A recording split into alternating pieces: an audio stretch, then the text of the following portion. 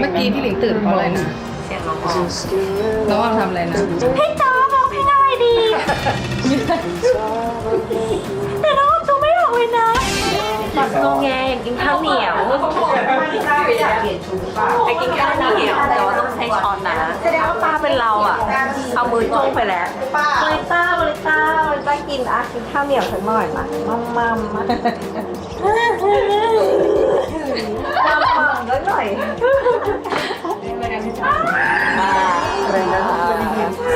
กินสิแล้วมาบ่นว่าตัวเองเป็นเบาหวานนู่นนี่นั่นน่ะไหนเขาแบ่งหน่อยสิพวกเรา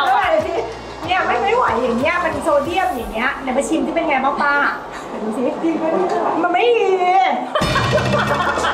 เราคุยกันก่อนว่าการมากองมีความสุขไหม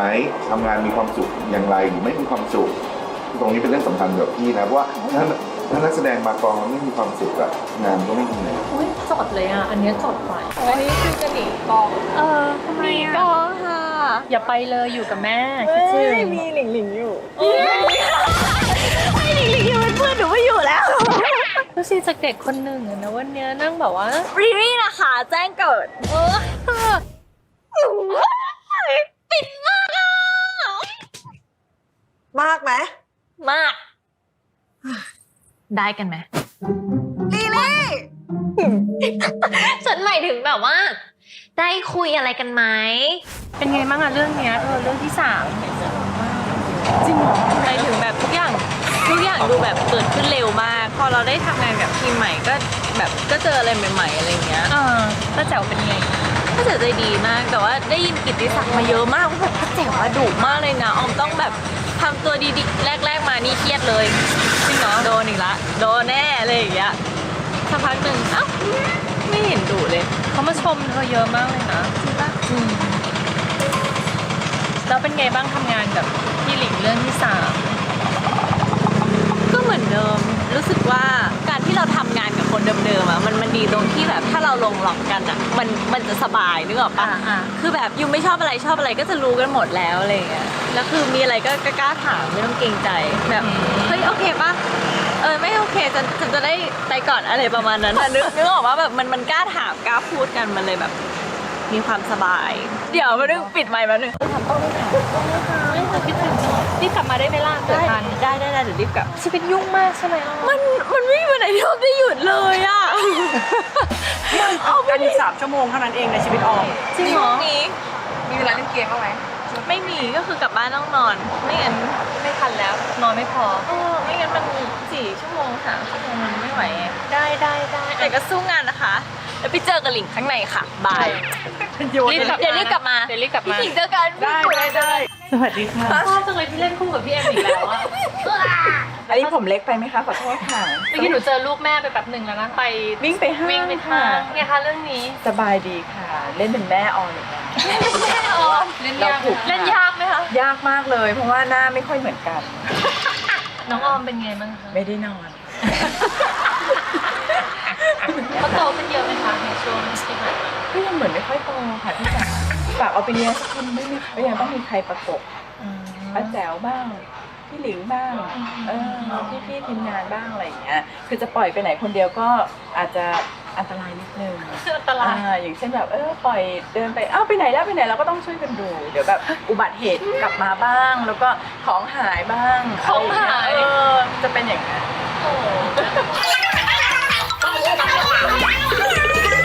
มาฝากตัวว่าวันนี้ที่แอบมาตีไทยกองนิดหนึ่งพี่กิ๊กสวัสดีอยากคุยกับคนนี้ที่สุดเลยเนี่ย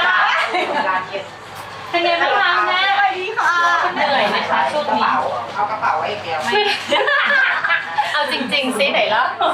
ยุ่งไหมคะได้อยู่เรื่องนี้เป็นไงบ้าง เรื่องนี้เหรอ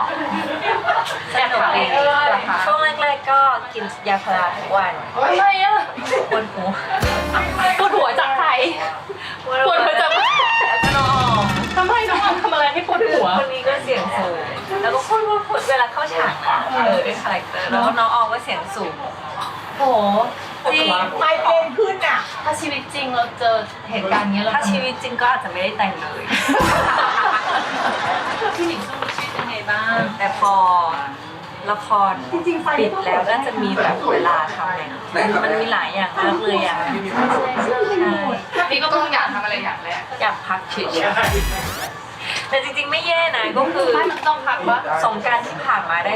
ด้พัก3 วันหลังจากที่ตั้งแต่ปีใหม่ไม่ได้พักเลย ทำอะไรบ้าง3 วัน กลับบ้านใหม่เลยทำบ้านใหม่ที่ขอนแก่น แล้วก็อยู่บ้านทั้ง3 วัน ใช่ไม่ไปไหนเลย ไม่ไปเจอคน แล้วก็ไม่ให้คนไปหาด้วยนอกจากแกม ไม่ได้บอกเพื่อนว่ากลับขอนแก่น ไม่พบเพื่อนไม่พบ เป็นตัว secret ของขอนแก่นเลย ตัว secret ขอนแก่นต้องออกกำลังกาย ได้เอ๊ะก็ชวน ใช่ชวนแม่ทุกคนเนาะไม่นะ ดูแลนี่แหละลิงออม2 คนพี่เจอเยออมแล้วก็ไปห้าง เจอด้วยเหรอ เจอแป๊บนึง ทันด้วย นางวิ่งออกไปแต่ว่า คือเราแบบมีเวลาพักประมาณ6 ซีนน้องออมก็เลือกที่จะไปช้อปปิ้งส่วนลิงก็เลือกที่จะนั่งงุมเฉย เป็นการเจอกับป้าแจ๋วครั้งแรกเป็นไงบ้างคะ ๆป้าแจ๋วเก่งนะ แล้วเขาก็ตอนแรกๆเลยอ่ะมีแต่คนบอกระวังป้าแจ๋วนะพี่ดิวเลยคนแรก ให้พี่ดิวเตือนเองเลยลิง ระวังป้าแจ๋วนะอะไรอย่างเงี้ยแล้วทำให้เรากลัว แต่จริงๆถามว่าหลิงกลัวไหมหลิงก็ไม่ได้กลัวไม่ได้แบบว่าตั้งแบบว่ากลัวป้าแจ๋วตั้งแต่ตอนแรก ครั้งแรกที่เจอกันก็ดิฟลูที่ช่อง3ก็รู้สึกว่าป้าแจ๋วเป็นคนที่น่ารักนะคือเขาอาจจะเป็นคนที่พูดเสียงดังลดลงอะไรอย่างเงี้ยแต่จริงๆในนั้นอะแบบนอกจากคำสอนก็คือไม่มีอะไรเลย แล้วก็ได้ขโมยวิชาป้าแจ๋วมานิดนึง อะไรนะขโมย ขโมยวิชาป้าแจ๋ว อะไรบ้าง แบบกินยาสมมติกินยามันจะสามารถหลอกกิน ที่ผ่านมาหนูกินจริงเหรอ มันต้องมีช็อตกินจริงไงแต่ว่าหมายถึงว่าที่ผ่านมาใช่ที่ผ่านมากินจริงเขาจะเอาวิตามินมาให้ก็ไม่มีใครบอกไงว่าจะเอาวิตามินมาให้ถ้าไก่ใช่ปะเราก็ต้องกินจริงอะวิตามินอะแต่ว่ามันจริงๆมันคือยาใช่ไหมแล้วที่ผ่านมาหลิงไม่รู้เลยนะสมมติเดินมันจะมีรางใช่ปะสมมติอยากให้สวยอะต้องเดินแบบเดินยังไงออกยังไงอะไรอย่างเงี้ยป้าแจ๋วก็บอก เขามีวิชาเยอะ เขามีวิชาเยอะเราไม่รู้ไง เลิศอะกำลังจะถามว่าได้วิชาอะไรจากป้าแจ๋วบ้างนอกจากพี่หลิงก็คือพูดขึ้นมาเลย นอกเหนือจากสิ่งเหล่านี้มีอะไรที่เขาแบบดูแลจี้เราเป็นพิเศษบ้าง เรื่องภาษาเพราะหลิงเป็นคนที่เหมือนวักภาษาไทยไม่เป็นป้าแจ๋วถนัดเลย เป็นวิชาเอกของป้า วิชาเอกของป้าแจ๋วก็เลยสอนเราวัก แบ่งวัก แบ่งวัก แล้วมันง่ายขึ้นนะ ง่ายขึ้นเหมือนพอเราแบ่งได้ มันก็มีเวลาเหมือนมีวิเทอร์วังมาทำให้เราพูดง่ายขึ้น แล้วก็มีเวลาหายใจ หายใจ งับอากาศ ใช่อันนี้ก็สำคัญ ดีจังดูมีความเดี๋ยวนะก็ฉันคุยฉันเวียนหัวกับคำนี้มากเลยเข้าใจหลิงเข้าใจหลิงละ พี่เข้ามาถามเขาเลยเขาจะสัมภาษณ์ประชาชนลิงเหมือนเดิม เหมือนแม่เลย เหมือนแม่นะอร่อยนะไม่พูด ไม่เป็นไรเป็นละครดราม่านะหลุดมะ หลุดเนี่ยกับ ตลอดเลยอ่ะทำไมเราอยู่เนาะจริงเนาะ ไม่รู้แค่มองหน้าแม่ก็แบบ คือ ชอบหัวร้อนหน้าพี่ก็ชอบไม่หน้าพี่ตลก พี่เราก็ต้องเข้าใจ แล้วหน้าพี่ตลกอ๋อ สมมติแบบทำหน้าจอก ถูก แม่จะแบบตาโตๆอ่ะแล้วแบบยืน พี่วัน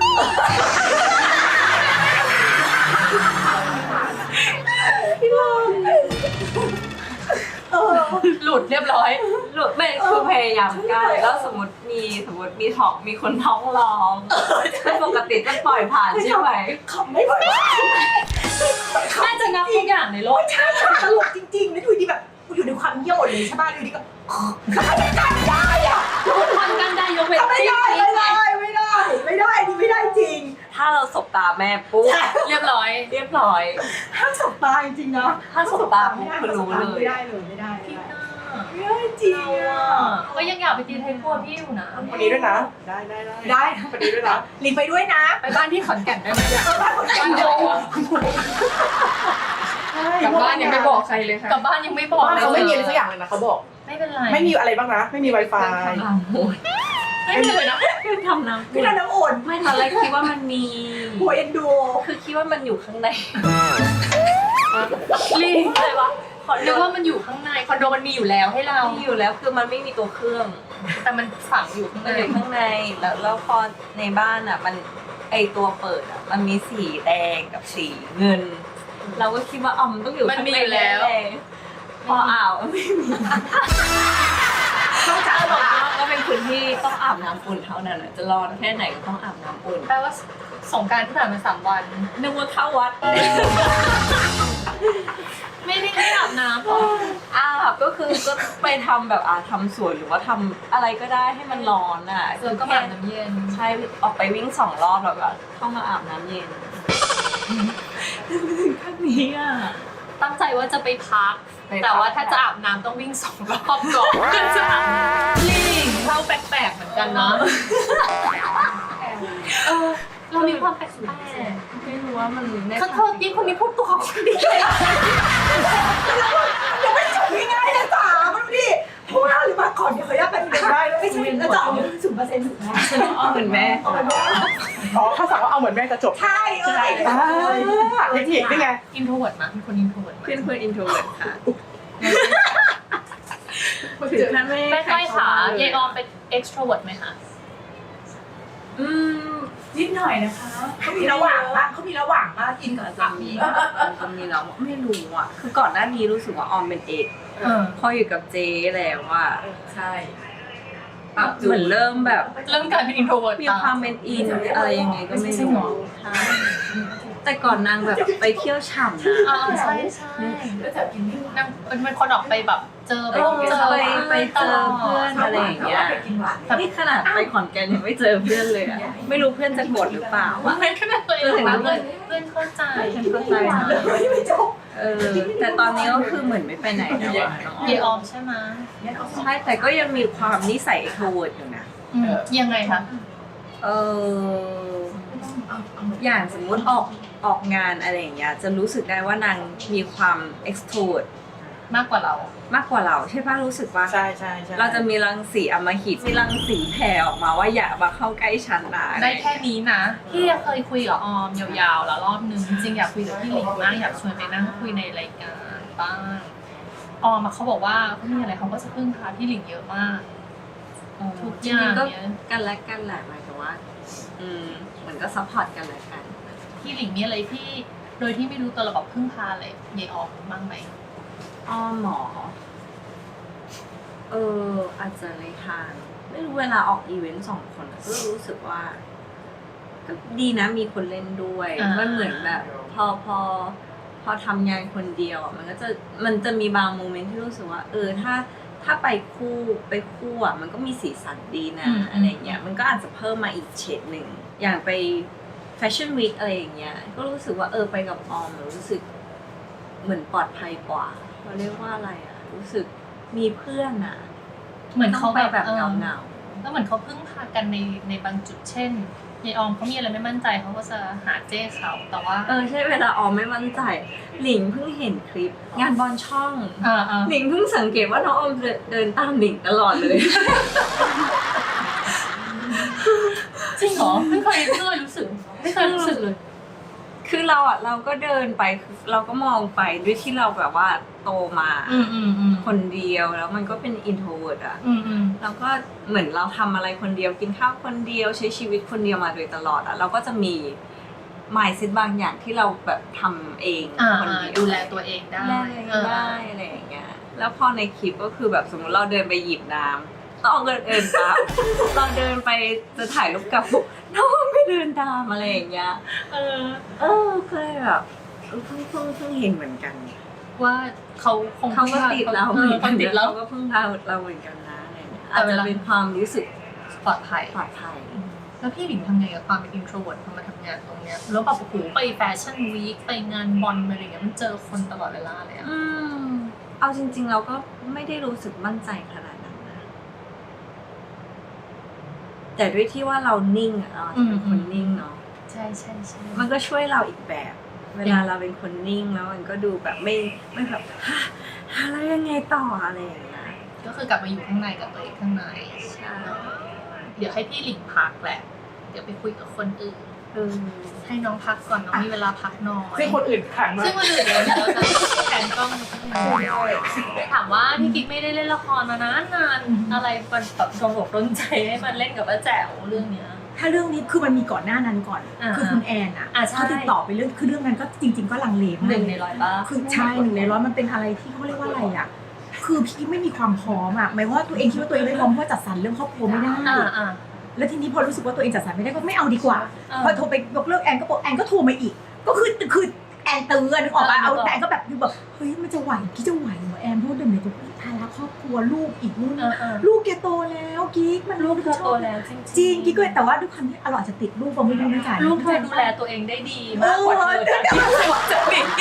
็นไปได้เป็นไปได้ ฉันตามอยู่ ก็เลยรู้สึกว่าแบบมันจริงๆเราอาจจะจัดสรรได้หรือเปล่าเพราะจริงๆตัวเองเนี่ยเป็นคนไม่มีตรงกลางไงจานทุกออกก็ไม่มีตรงกลางเพราะฉะนั้นเนี่ยคนที่ทำอะไรไม่มีตรงกลางแบบนี้อันตรายตรงที่ว่าเราไม่สามารถจัดสรรเหมือนคนอื่นได้อย่างที่เลี้ยงลูกกิ๊กก็ต้องเลี้ยงลูกไปเลยทำอย่างอื่นไม่ได้คือเป็นคนจัดสรรไม่เป็นนึกออกป่ะพอเราจะรับละครแล้วแล้วเราจะจัดสรรครอบครัวยังไงแล้วครอบครัวจะมีปัญหาหรือเปล่านึกออกป่ะมันจะกลัวแบบแล้วถ้าไม่มีเราพ่อไม่ได้เลี้ยงไงพี่กิ๊กเป็นคนเลี้ยง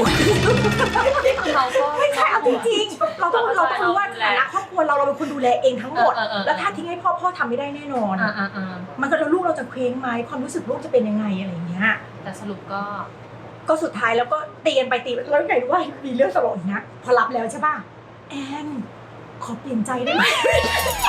ไม่ได้แล้วกิ๊กไม่ได้แล้วบอกก็แจ็คกี้ไม่สบายพอดีแจ็คกี้ไม่สบายบอกว่าแอนคือเราก็เกรงใจเพื่อนแบบหรือจะลองยังไงดีว่าแอนบอกไม่เป็นไรกิ๊กเดี๋ยวนัดแบบทุกอย่างก็คืออำนวยให้กิ๊กว่านัดกองช้าก็ได้นู่นนี่นั่นที่บอกว่ากิ๊กก็รู้สึกถึงความที่เขาแบบอยากได้เราจริงๆเราก็คิดว่าก็ได้แอนก็ช่วยกิ๊กด้วยแล้วกันเรื่องเวลาอะไรอย่างเงี้ยกิ๊กอาจจะแบบดูเรื่องมากนิดนึงเรื่องเวลาแต่พอหลังๆแต่สั่นได้เนี่ยกิ๊กสัญญาว่าแบบทุกอย่างมันจะเป็นไปได้โดยดีอะไรเงี้ยทุกอย่างก็เลยที่มาจากตรงนั้นพอตรงนั้นมาเริ่มติดลม ทีนี้อยากเล่นทีนี้ไม่อยากหยุ ติ ด ดลมเริ่มติดลมพอเริ่มติดลมแล้วก็มันก็สตาร์ทติดว่าเราสามารถที่จะแบบทิ้งลูกได้จริงๆนะอะไรอย่างเงี้ยคือมันต้องได้ลองก่อนไงใช่ปะล่ะ บางทีก็ต้องให้เพื่อนมาบอกว่าลูกเธอโตแล้ว มันก็จะมีจริงๆบางคนอาจจะแบบว่าจมอยู่กับความคิดตัวเองที่แบบว่ามันไม่ค่อยพัฒนา ไม่ใช่เราเป็นแม่เราก็เห็นลูกเด็กอยู่ตลอดเวลาแล้วในฐานะที่เรามาเป็นคุณแม่ในเรื่องเนี้ยในชีวิตจริงคิดว่าเราจะเป็นแม่แบบนี้มาถ้าลูกแบบวันหนึ่ง ไม่ จริงเหรอ ไม่มีทางด้วย จริงเหรอ จริงเพราะว่ากิ๊กเอาความสุขลูกเป็นหลักใช่กิ๊กจะแบบว่าเน้นเรื่องความสุขเห็นแบบกิ๊กอาจจะดูติดลูกแต่จริงๆแล้วเนี่ยพอลูกแบบว่ารีเควสต์มาแบบนู่นนี่นั่นทำอย่างนี้ได้ไหมถ้าเกิดลูกมั่นใจทำไปเลยแทบจะไม่ต้องขอเลยด้วยซ้ำแต่แค่มาบอกก็พอเพราะกิ๊กก็มั่นใจว่าลูกกิ๊กสามารถเอาตัวรอดได้ ในเรื่องเดี๋ยวพอออกไปอ่ะเราไฟกับน้องออมเยอะมาก โอ้ไฟเยอะ เรามีอะไรอยากจะบอกก็ฝากเนื้อฝากตัว อยาก แสดงอะไรอย่างเงี้ยก็เต็มที่กิ๊กก็ไม่ได้แบบว่าพอกิ๊กมั่นใจว่าคนของทางออมกับของหลิงเขาก็โอเคอ่ะเพราะเขาก็รู้ว่าการแสดง เขาอยากดูแหละใช่เขาก็คงอยากดูการแสดงของแบบน้องๆด้วยอะไรอย่างเงี้ย งั้นฝากถามนิดนึงว่าทำงานกับน้องหลิงน้องออมเป็นไงบ้างคะนี่เป็นการเจอกันครั้งแรก กับหลิงนี่เจอ1 ใน 100แล้วใช่แต่ว่าก็ไม่ค่อยได้เท่ากันเท่าไหร่เนาะไม่ค่อยได้เข้ากันเท่าไหร่ก็ไม่มีอะไรนะกิ๊กว่าเด็กๆเขาก็ดูน่ารักตามวัยของเขาอะนึกออกป่ะแล้วเราเคยเป็นเด็กวัยนั้นมาก่อนเพราะฉะนั้นเราก็จะเข้าใจเขาในทุกเรื่องแบบทุกเรื่องเลยอะเพราะฉะนั้นเนี่ยมันก็เลยเป็นอะไรที่แบบจูนกันง่ายอะไรเงี้ยแล้วยิ่งแบบว่าพอมาเจอนางแม่คนนี้อีกใช่ป่ะก็เคยเล่นละครด้วยกันเคยสนิทกันอะไรเงี้ยพอมันมีลูกปุ๊บเนี่ยเราก็เอ็นดูลูกเขาอะนึกออกป่ะอะไรอย่างเงี้ยมันก็เหมือน เรื่องต้องไฟกันไหมคะแม่สองแม่ นิดเดียววันนี้แหละ เจอกัน วันนี้เหรอ วันนี้เนี่ยเดี๋ยวกันจะเข้าเนี่ยบ้านใกล้กันมากจริงบ้านใกล้กันมากเลยแล้วเพิ่งรู้ จะเอาก้อยไปออกกำลังกาย เนี่ยจริงเหรอจะต้องคิ้วไปด้วยเนี่ย เคยได้ยินเสียงคนจำไม่ก้อยแบบกำลังกาย จะชิมไปบอกว่าให้เนี่ยเดี๋ยวพาขั้นแรกจะพาไปเดินที่บ้านก่อนเพราะว่าที่บ้านสวนใหญ่ก็จะเอาพาไปเดินแล้ววิ่งรอบก่อนเอาแม่ก่อนเดี๋ยวเอาลูกไม่ต้องก็ได้คิดว่าวัยอย่างเงี้ยไม่ใช่แบบมานั่งเฝ้าลูกอย่างเดียวไงก็ต้องออกกำลังกายพอลูกนี่เราออกกำลังกายได้แล้วเดี๋ยวกลับมาเฝ้าลูกได้ แม้ทีมคนอื่นพูดได้ทีตัวเองจะไม่ยอมไปเล่นละครวะ ไม่ละครใช้เวลามันทั้งวันทั้งคืนเชื่อป่าวว่ามันใช้เวลาทั้งวันทั้งคืนแล้วแบบกิ๊กอยู่ในกองนี้ความไม่พอดีของกิ๊กไม่มีจริงๆนะจ๊ะมันน่าเกลียดมากก็เราแบบเราห่วงลูกใช่ป่ะนู่นนี่เราห่วงพอเราอยู่ในกองปุ๊บเราไม่รับโทรศัพท์ใครเลยนะเว้ยไม่มีการใช้โทรศัพท์ลูกโทรมาก็ไม่รับเลยจนกว่าจะถ่ายเสร็จ จริงๆมันมีสิ่งที่เรียกว่าตรงกลาง มันมีนะแล้วเสร็จแบบลูกก็ถามว่าเพราะอะไรทำไมถึงแม่ไม่ถึงมาแม่รู้สึกว่าแบบอาจจะแบบว่ากำลังแบบว่าเหมือนกับอยู่กับทุกคนตรงนี้แล้วมันลืมตรงนั้นไปเลยอ่ะมันเหมือนแบบถาเคยเป็นป่ะไม่เคยแน่เลยเป็นนะ พี่กิ๊กเป็นคนอยู่กับหลิงเป็นเหรอ นี่เป็นป่ะ เวลากินข้าวหรือว่าทำอะไรกับใครอ่ะสมมติอยู่กับเพื่อนอะไรจะไม่จับโทรศัพท์เลย เห็นป่ะ คือหายไปเลย เป็นคนอยู่กับปัจจุบันตรงหน้า กิ๊กไม่ได้เป็นคนติดโทรศัพท์นะจ๊ะนึกออกป่ะเพราะฉะนั้นเนี่ยโทรศัพท์ไม่ได้มีความหมายสำหรับกิ๊กมากเหมือนกิ๊กแบบนี้กิ๊กก็แทบไม่จับโทรศัพท์กิ๊กก็ไปแล้วอ้อมถามว่าพี่กิ๊กไม่เล่นโทรศัพท์เลยเหรอบอกว่าอ้อมถามไม่บอกว่าพี่ไม่เล่นพี่คุยกับคนดีกว่าไม่ว่าจะต้องคุยกับคน เราก็ไม่งั้นอยู่บ้านฉันก็ไม่ได้เจอคน ถูกไหมล่ะใช่ มีคนพูดเยอะมากเลยว่าพี่กิ๊กการแสดงของพี่กิ๊กเปลี่ยนไป มึงยังไงอะ ไม่รู้เนี่ยอยากรู้ไง เปลี่ยนรถ แล้ นะ วก็แจ๋วบอก ทำไม เพราะว่า ไหนเล่าสิ ใส่โศกในตำนานเธอเล่นแบบว่าทุกคนกั้นขำ ไม่รู้ว่าคิดว่าคนเลยอ่ะ จริงเหรอ หลิงเจอคลิปเหรอเจอคลิปปะ คือหลังจากที่หลิงอะไม่เคยเห็นมาก่อน แล้วหลังจากที่วันนั้นป้าแจ๋วพูดอ่ะมันขึ้นมา แล้วหลิงเห็นแล้วหลิงรู้สึกยังไงรู้ใช่ไหมว่าที่เราเจอมันน้อยแล้ว จริง เชื่อแล้ว ตอนฟังป้าแจ๋วขนาดนั้นเลยเหรอไปดูคลิปมาโอเคดูแล คือเรารู้สึกว่าแบบการแสดงของพี่กิ๊กดูแบบสงบลงมาหน่อยนึงปะ แต่เพราะเราแก่ขึ้นเปล่า ไม่รู้นี่ไงมาถามเนี่ย ไม่รู้อันนี้ต้องบอกพี่กิ๊กนะ อันนี้เราก็ไม่รู้ตัวนะเอาจริง ป้าแจ๋วบอกว่าเมื่อก่อนอ่ะพี่กิ๊กอ่ะเหมือนแบบพุ่งไปข้างหน้าเวลาพูดแต่ละประโยคจะแบบบางทีต้องเทคทุกประโยคเลยอ่ะมันแบบนึกไม่แต่ว่าตอนเนี้ยเมื่อกี้ที่ ส นั่ง งบ ดู ขึ้ อะ นเนาะ เหมือนพี่กิ๊กเข้าใจแบบทั้งหมดแล้วก็แบบพูดแบบสงบลงอะไรอย่างเงี้ย เดี๋ยวขอคิดก่อนนะ มีอะไรมันไปเจออะไร ขอคิดก่อนนะ ในการแสดง เจออะไรเหรอ มันมีตรง กิ๊กว่า ตอนที่พี่กิ๊กอะมันจะมีตอนที่อยู่ใต้บ้านอะที่หลิงบอกว่าหลิงไปออกรายการตัวรันอะไปออกรายการมา แล้วตอนแรกอะพี่กิ๊กอะก็คือพุ่งเลยการแสดงพุ่งแม่บอกว่ารันอะไปออกรายการทำไมแล้วแม่กลายเป็นตัวอะไรในสายตาคนอื่นจำได้ปะแล้วสุดท้ายอะ พุ่งเหรอ พุ่งแต่พอเทคที่3อะพี่กิ๊กเปลี่ยน จริงเหรอ เปลี่ยนไปเหมือนแบบเหมือนพอพี่กิ๊กได้เป็นแม่อะมันจะมีมุมของแม่อีก อัน อย่าง หนึ่ง หนึ่งอะที่เพิ่มขึ้นมาเหมือนเก็ตขึ้นมาแล้วก็การแสดงมันก็เปลี่ยนจากที่แบบว่าคือพี่กิ๊กตอนแรกเล่นเป็นว่าเหมือนทะเลาะกันอะแล้วครั้งที่3 เทคที่3 เทคที่3พี่กิ๊กเล่นเป็นทะเลาะกันแล้วก็เล่นเป็นเสียใจอะ อารมณ์ แอบเสียใจอารมณ์เสียใจ อันนั้นน่ะหลิงว่าเป็นเพราะพี่กิ๊กมีลูกก็เลยเข้าใจแล้วก็เปลี่ อาจ ย จะ น มีส่วน มีลูกอาจจะเป็นพี่หลิง ก็เป็นไปได้ จริง ก็เป็นไปได้ เพราะว่าส่วนใหญ่ที่รับตอนหลังๆนะก็จะเป็นเกี่ยวกับเป็นแม่ของ เป็นแม่ ลูก อ่ะ แล้วมี ใช่ อารมณ์กับลูก แล้วแบบคือแบบว่า สมมติว่าแบบว่ามันเกิดขึ้นจริงๆเนี้ย คือน้ำตามันมาเองเลยแบบว่าแบบเหมือนก็แบบ ความรู้สึกมันแบบมาจากข้างในจริงๆอะก็เป็นไปได้เพราะว่าหลังๆเนี้ยเราอาจจะรับบทที่เป็นแม่ แล้วมีลูกที่โตแล้วแบบมีการพูดคุยกันมีการปะทะอารมณ์กันอะไรเงี้ยจากเมื่อก่อนเนี้ยเราไม่ได้อาจจะมีลูกโตแบบนี้ก็ได้ใช่ป่ะอะไรอย่างเงี้ยเมื่อก่อนมันเป็นหนุ่มสาวอย่างเงี้ยถูกป่ะแย่งผัวคนนั้นแย่งผัวคนนี้เป็นแบบชาวบ้านเลยอย่างที่บอกป่ะมันก็จะแบบอีกอารมณ์นึงแต่พออารมณ์ที่แบบมันลึกๆที่กับอินไซต์กับลูกปุ๊บเนี่ยมันมาเลย มันมีข้างใน มันมี ประสบการณ์แม่ ประสบการณ์ เป็นไปได้ก็เป็นไปได้เนาะ แล้วเวลาเห็นเขาเล่นเป็นแม่ลูกกับน้องออมตลกดีไหมคะใน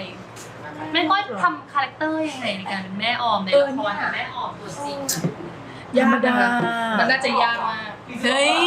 เราแม่ก้อยเหมือนออม ทำไม ลืมเหมือนกัน สมมติจะเดินใช่ไหมก็ผิดคู่ถ้าผิดก็คือผิดคู่อะไรอย่างเงี้ย คือผิดทั้งแม่และลูก ใช่เล่นกับน้องออมรู้สึกว่าคือน้องออมเป็นคนเด็กสมาธิสั้นจะไม่ค่อยฟังก็จริงแล้วมันจะมีฉากหนึ่งที่เข้ากับแม่พี่แม่ก็มีพี่เอ็มมีหลิงออมกินข้าวด้วยกัน ไม่มีใครฟังเลยคือแม่กับน้องออมแบบไม่ฟังคลิปเลยอ่ะพอเอง แม่มีอะไรจะแก้ตัวมีไหมคะ ไม่มีอ่ะ แต่ทีกรนี่ไม่ซีเรียสเนาะ ไม่ สบายสบาย ไม่ซีเรียสคือเหมือนเราก็เคยเจอแล้วก็คุยกันพอแอคชั่นปุ๊บทุกคนมันก็ต้องเข้าโผล่แล้วอะไรไงนะ ไฟทางอะไรนะ มันสนิทกันนะเนาะ สนิทกันไงติดเมา พี่หลิงมันมีหนึ่งอันที่อาจจะต้องให้พี่หลิงแก้ตัวแล้วแหละเพราะว่าพี่หลิงเป็นคนกินครีมมาตลอดกองนี้มันเกิดอะไรขึ้น อ๋อคินไหม ช่วงนี้ดูติดโซเดียมเหรอมีสารโซเดียมอาหารกองเหรอ อุ้ยช่วงกลับบ้านที่ผ่านมากินแต่ส้มตำกับทุเรียน พร้อมกันเลย พร้อมกันเลย เราได้ทำการวิจัยว่าจริงๆมันอาจจะไม่ควรกินด้วยกัน นี่ไงมีกล้วยในกล่องมันมีกล้วยที่กล้วยไข่ต้มทุกเช้า เอามาบังหน้า แล้วหลังจากนั้น หลังจากนั้นน่ะ ทุกเช้าแต่ยังไม่ได้แกะเลย เอามาบังหน้าหรือเปล่า เอามาบังหน้าหรือเปล่าหน้าพี่คิดก็คือ แล้วก็หลังจากนั้นก็กินปกติ แต่อาจจะมีของตัวเองมาบ้าง กินบ้างไม่กินบ้าง ก็แจ๋วว่าเขาว่าเอาอาหารคลีนมาแต่พอมาดูข้าวกล่องปุ๊บอุ้ยโซเดียมนี่นะเอาอาหารคลีนเก็บแล้วคุณกินโซเดียมค่ะ ก็กินเพราะอาหารของอร่อยไง นี่ สมมติตอนเที่ยงคุยอาหารกองน่ากินอ่ะแล้วก็เก็บของเราไว้ เก็บไปก่อนเก็บไปก่อนเก็บไป ต ก่ อ อน นเย็นก็น่ากินอีกเก็บไว้กินพรุ่งนี้อีก แช่ตู้เย็นไปก่อน สรุปไม่ได้กิน สรุปอาหารคลีนก็คือกลับบ้านมาจากบ้าน ก็คือกลับไปอยู่ในตู้เย็น ถ้าอย่างนั้นเดี๋ยววันนี้เราก็จะขออนุญาตเดินดูกองไปนะคะ ถ้าสมมติว่ารู้สึกว่ารบกวน พร้อมกลับมาหรือยัง เอาไม้เขี่ยพวกพี่ไปได้ ยัง explore จะปิดกล้องแล้วเหรอคะ ใช่ ป้ายรีบเหรอคะ ไม่ได้มันคือ New Era of กองถ่าย กี่คิวเรื่องนี้ 30 คิว แต่จริงๆถ่ายเราทำมา 28 แล้วก็เผื่อ 2 คิวสำหรับเผื่อถ่าย ทำงานกับหลิงออมเรื่องแรกเป็นไงอ่ะเล่าให้ฟังหน่อย จริงๆตอนแรกก็ตื่นเต้น เพราะว่าน้องมีแฟนคลับเยอะแฟนคลับก็ตั้งความหวังกับน้องเยอะใช่ไหมเราก็เลยมีความรู้สึกว่า ยังไงดีเนาะเราถึงทำให้หลิงออมไม่เหมือนกับเรื่องอื่นๆที่น้องเคยเล่นมา แล้วก็ตื่นเต้นอยู่หน่อยๆว่าจะทำไงกับน้อง แต่พอน้องมาปั๊บโอเคอย่างออมเนี่ยเป็นเด็กที่แบบว่ากระตือรือร้นดี แล้วก็มี energy ดีมากหลิงเนี่ยเขาอาจจะมีปัญหานิดหน่อยเรื่องการใช้ภาษา แต่พอเราทำความเข้าใจกับหลิงว่าหลิงลองฟังพี่นะตอนนี้หลิงต้องพูดจาแบ่งวรรคตอนที่ถูกต้อง แล้วก็ภาษาไทยเนี่ยมันมีลูกเล่นต่างๆนิดหน่อยที่หลิงต้องเข้าใจ คือถ้าหลิงพูดโดยที่ไม่เข้าใจไปเลยเนี่ยมันก็จะมีปัญหาว่าคนดูก็ไม่เข้าใจสิ่งที่หลิงพูดไปด้วยพอเราแก้ปัญหาอันนี้ให้น้องหลิงได้ปั๊บนางก็สบายนางก็เล่นละครอย่างมีความสุขขึ้นนางบอกว่าแต่ก่อนนางเล่นละครเนี่ยนางไปกองนางไม่ค่อยมีความสุขเพราะบางทีมันไม่มีเวลาที่ ใช่มันไม่มีเวลาที่จะมาทำเวิร์กช็อปทำอะไรเราก็ไม่มีเวลาทำเวิร์กช็อปให้หลิงนะแต่ว่าเราต้องใช้เวลาที่ในกองนี่แหละช่วยเวิร์กช็อปให้หลิงแล้วก็โชคดีที่พี่เป็นคนที่อะไรเรียนรู้กับการรู้จักคนนักแสดงในหลายๆแบบเยอะคุณประเจ้าเป็นพุ่งกับมากี่ปีไม่เคยถามคำถามนี้เลยอ่ะกี่ปี ดิฉันเป็นพุ่งกับประมาณ30 กว่าปีไม่รู้30เท่าไหร่ก็เราก็จะรู้ว่าวิธีการจัดการนักแสดงในแบบต่างๆเป็นยังไงอะไรแบบนี้บางคนก็ต้องการยาแรงบางคนก็ต้องการยาเบายายออมเขาบอกว่าเนี่ยหนูตั้งใจมาเจอป้าแจ๋วแบบดุโดนแน่ปรากฏว่านางบอกนางป้าแจ๋วใจดีนะใช่เพราะมันเป็นเด็กหญิงคนแรกๆที่บอกว่าป้าแจ๋วใจดี ไม่จริงๆน้องเป็นคนที่อย่างที่บอกน้องมีของอยู่แล้วเพียงแต่ว่าใครจะดึงเอาส่วนศักยภาพที่ของน้องมาใช้ได้เท่านั้นแหละเราคุยกันก่อนว่าการมากองมีความสุขไหมทำงานมีความสุขอย่างไรหรือไม่มีความสุขตรงนี้เป็นเรื่องสำคัญกับพี่นะเพราะว่าถ้านักแสดงมากองมันไม่มีความสุขอะงานก็ไม่ดี อุ้ยจดเลยอ่ะอันนี้จดไว้ จริงน้องจ๋าเพราะว่า แล้วป้าแจ๋วเช็คยังไงว่าเขามีความสุขไหม มันจะดูจากการแสดงเขาบางทีเขาจะมีความรู้สึกว่าเขาไม่ค่อยตื่นเต้นหรือสนุกกับบทบาทที่เขาได้รับ แล้วถ้าสมมติเราเจอวันแบบนั้นเราแก้ไขยังไง ต้องเรียกมาถามอันนี้ก็มีวันที่เราเรียกมาคุยกันเลยส่วนมากเราจะใช้เวลาช่วงพักกลางวันกินข้าวเราจะกินโต๊ะเดียวกันไม่แยกกันกินเราก็ เหตุผลที่บางทีต้องเอานักแสดงกับผู้กำกับกินข้าว ใช่ มีโต๊ะให้เขาได้พูดคุยไม่ได้เกี่ยวกับว่าเรา ไม่ใช่เมาส์ไม่ใช่ชิดแชทอะไรแบบนั้น สิ่งที่เราต้องบอนดิ้งกันเนาะเพื่อความเข้าใจ วันนี้อาหารกองเหรอ ใช่ ถ้าอาหารกองเรามีขนมจีนน้ำยาป่าน้ำยากะทิแล้วก็แกงเขียวกับขาดไม่ได้ไข่ต้มก็ไข่ต้ม แล้วเธอต้องเลือกน้ำไหนคะ ที่กำลังอยู่แต่อันนี้ จริงๆเธอกะว่าจะกินทุกน้ จอบ ำเพราะคราวที่แล้วก็เป็นอย่างนี้ ชิมก่อนเนาะว่าอันไหนโซเดียมเยอะสุดก็เลือกอันนั้นเลยล่ะ ใช่โซเดียมคือเคร่างกายหัวใจ ทำไม เพ และนี่คือมั่วบ้านงานของจริงครับ เนี่ยพวกบ้านงาน จริงมันต้องทำอย่างนี้ แม่ด่านะเราก็ไม่ได้ต้องใช้กันเลย นี่ดาริก้าแสดงออกยังไงคะ อันนี้แต่งลุคอะไรมา แต่งนุดน้องมีนอยากแต่งอะไรก็แต่ง วันนี้มีดอลลี่อายพรุ่งนี้ไม่มีละเขาขี้เกียจเขียน อ้าวเหรอเหรอ ไม่เขียนทุกวันแต่ว่าวันไหนจ้างวันไหนไม่จ้างแค่นั้นแหละ แล้วแต่อารมณ์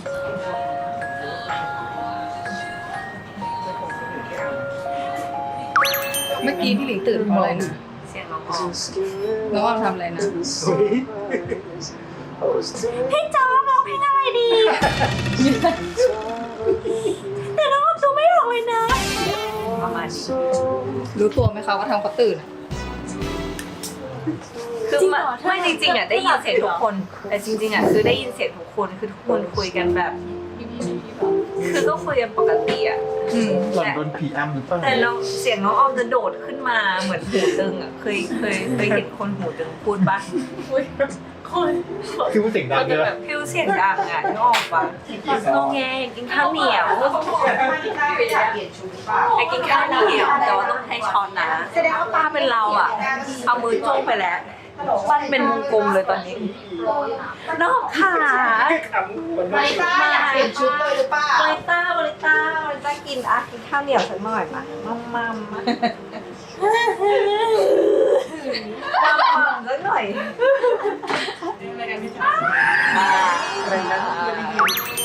ป้ากินอะไรเนี่ย อาหารสุขภาพไง ต้องการโซเดียมในการลิงโต อุ๊ย การโซเดียม อาหารขยายม่านตาของกองถ่าย โอ้โหเมื่อยามที่เรารู้สึกเหนื่อยล้าเมื่อยามที่เรารู้สึกท้อแท้โซเดียมจะช่วยเราได้ มากินแล้วมาบ่นว่าตัวเองเป็นเบาหวานนู่นนี่นั่นน่ะ ตัวยาสิคะ ดูดีนะไหนมาแบ่งหน่อยสิ พวกเรา ไม่ไหวเลยสิเนี่ยไม่ไหวอย่างเงี้ยมันโซเดียมอย่างเงี้ยเดี๋ยวไปชิมที่เป็นไงบ้างป้าดูสิจริงมันไม่ดีเดี๋ยวมันบวมหน้าบวมออกจออย่างเงี้ย ดีไหมดีไหม ดีนะ คนไม่เข้าใจว่าทำไมเราชอบมากองถ่ายเนาะ คิดว่าเราไม่มีกินแบบนี้นะ ไม่มี ไม่มีเพื่อนกินด้วย การมากองอ่ะคือการกินน้ำอัดลมขนมแล้วบางทีคือใช่อยู่บ้าน โบกแม่งผัดแม่ไปก่อน ไม่ ฝากแม่ไว้ แม่ไว้หน้าเซ็นนี่แหละนะเข้าตรงนี้หลายซีนแต่นักกินเอาเ นั่นแหละเห็นเมื่อกี้นั่นแหละที่หยิบขึ้นมาเลยถูกต้อง น้ำประวันเป็นของสาวขอนแก่นชอบเลย เหลือชีวิตเหลือชีวิตต่อบอกก่อน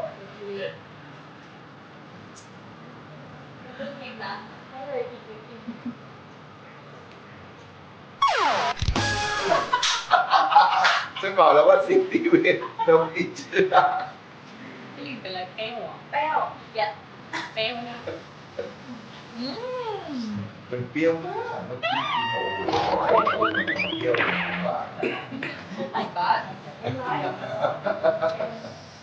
oh my god แต่แอบถามถึงจุดอ่อนและจุดแข็งของพี่หลิงกับอ่อนนะวันนี้ที่เขาทำงานกันมาเรื่องนี้เรื่องที่สามถ้าให้ก็จะเล่าถึงจุดแข็งกับจุดแข็ง จุดแข็งเนี่ย พี่หลิงกับพี่หลิง พี่หลิงจุดแข็งก็คือจริง ๆ แล้วพี่หลิงเนี่ยเป็นคนที่ฉลาดแล้วก็เข้าใจอะไรง่าย แต่พี่หลิงดันมีจุดอ่อนเรื่องภาษา จุดอ่อนของพี่หลิงเนี่ยมันเลยทำให้พี่หลิงเนี่ยไปช้ากว่าในการทำการแสดง คือเข้าใจทุกอย่างแต่มันเอาออกมา แสดงออกมายากเพราะเวลาจะพูดมาก็ไม่เข้าใจสิ่งที่ตัวเองพูด บางทีเราต้องปรับภาษาให้ใหม่อะไรแบบนี้เพื่อให้เข้าใจหรือแบบสิ่งที่สำคัญคือแบ่งวรรคตอนให้ดี ซึ่งภาษาไทยแบ่งวรรคตอนสำคัญมากจริงๆ มากเพราะว่าพอมีวรรคตอนปั๊บหลิงจะเข้าใจสิ่งที่พูด แต่ตอนแรกหลิงพูดติดกันเป็นพืชหลิงจะไม่เข้าใจเลย อันนี้คือข้อดีของหลิงที่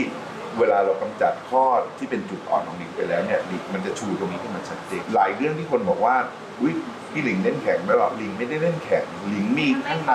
แต่เขาไม่เข้าใจสิ่งที่พูด อันนี้แหละมันคือปัญหาของเขาส่วนของน้องออมนั้นน่ะจุดแข็งของน้องออมคือน้องออมเข้าใจอะไรง่ายมากเพราะน้องออมถนัดภาษาไทยอยู่แล้ว พูดได้เร็ว แต่จุดข้ออ่อนของน้องออมก็มีอยู่จุดอ่อนก็คือพูดเร็วเกินไปจนกระทั่งพูดผิดเองตลอดเวลา ปากไปมันไม่ทันหัว ถูกต้องปากไม่ทันหัว โอ้โห ลืมไปแล้วแต่หัวคิดไปแล้วแต่ว่าปาก ไปไม่ทันปากนี่ขนาดก็พูดเร็วแล้วก็ยังไม่ทัน ใช่ ไม่ทันความคิด ซึ่งเราต้องบอกว่าออมเล่นให้ช้าลงนิดนึงพูดก่อนพูดเนี่ยให้คิดอะไรในหัวที่เป็นไดอะล็อกนั้นก่อนแล้วค่อยพูดออกมามันจะช้า มันเป็นเด็กพูดปราดอะนะยี่ห้อ ใช่ แต่ข้อดีของทั้งคู่ก็คือทั้งคู่สามารถทำการแสดงโดยที่ไม่มีเอ๊ะอะกับเสื้อผ้าหน้าผมใดๆทั้งสิ้น ไม่มีเรื่องมากอะไรเลย ไม่บางทีชุดโป๊ไปเราต้องบอกว่าอันนี้โป๊ไปพี่ขอปิดนิดนึง เพราะว่าหนูว่าเขาเชื่อใจว่าป้าทำดูแล ใช่เรามีความรู้สึกว่าในตัวละครที่เขาอธิบายอะตัวละครแต่งตัวโป๊เราก็เรียกชุดโป๊มาแต่ว่าพยายามหาทางทำยังไงก็ได้ให้ภาพที่ออกมาดูไม่โป๊มากแต่คนดูรับได้ว่ามันโป๊ให้ฝากละครเรื่องนี้ค่ะ ก็อยากจะให้ดูละครเรื่องนี้ในฐานะเป็นละครสนุกเป็นละครที่เกี่ยวกับความรักเป็นละครที่เป็นละครละครละครน่ะ ป้ากลัวซีรีส์กับละครป้ากลัวมันเหมือนว่ามันจะดูเป็นละครเกินไปอะไรอย่างเงี้ย ไม่กลัวเพราะจริงๆแล้วซีรีส์กับละครเหมือนกันเหมือนเราไปดูเกาหลีอะเกาหลีก็มีความเป็นละครสูงมาก แต่เราไม่เรียกเขาว่าซีรีส์จริงมันคือละครเหมือนกันแล้วเราไม่กลัวเลยเพียงแต่ว่าเรื่องนี้มันมีเนื้อหาเยอะ เพราะฉะนั้นบางทีบางส่วนบางอย่างมันอาจจะขาดหายไปโดยที่แฟนละคร GL อาจจะต้องการอย่างนี้แต่อาจจะมีน้อยเกินไปอะไรแบบนี้ก็ขอโทษด้วยเพราะว่าจริงๆแล้วเราพยายามจะทำทุกอย่างให้มันอยู่ใน12ตอนเนี้ยแต่ว่ามันแน่นไปหมดแล้วอะเรื่องมันเยอะใช่